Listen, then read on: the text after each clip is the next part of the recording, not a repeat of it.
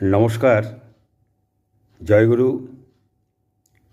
আমি প্রকাশ বিশ্বাস আপনাদের সামনে আমি আবার এসেছি। আপনাদের সামনে আমার কিছু ব্যক্তিগত চিন্তাভাবনা শেয়ার করবার জন্য।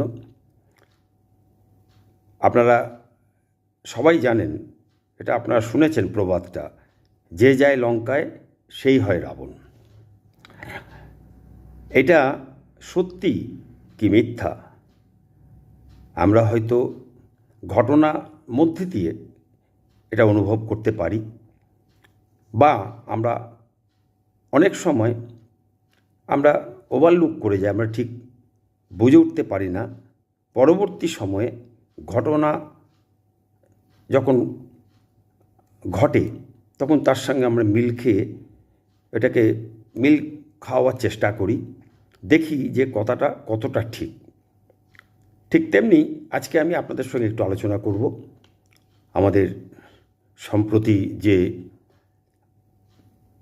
নির্বাচন হয়ে গেল পশ্চিমবঙ্গে, 2026-এর বিধানসভা নির্বাচন হয়ে গেল। সেই বিধানসভা নির্বাচনের পরিপ্রেক্ষিতে আমাদের পশ্চিমবঙ্গের যে দীর্ঘ স্বাধীনতার পরবর্তী সময় থেকে আজ পর্যন্ত যে শাসন ব্যবস্থা মধ্যে দিয়ে আমরা পশ্চিমবঙ্গের জনগণ আমরা গেছি, সেই সময়গুলোই কারা কারা এই সময়ে ক্ষমতা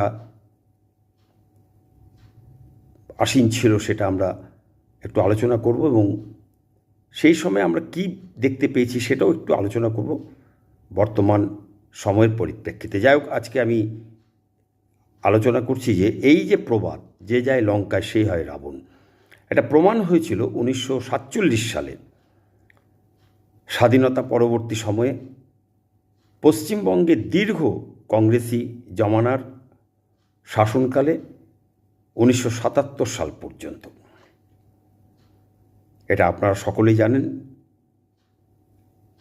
আজকের প্রজন্ম হয়তো সেটা জানে না, কিন্তু যারা আজও প্রবীণ নাগরিক তারা নিরপেক্ষ দৃষ্টিতে যদি বিচার করেন, আমার পশ্চিমবঙ্গের তাতে প্রজন্মের পর প্রজন্ম কী লাভ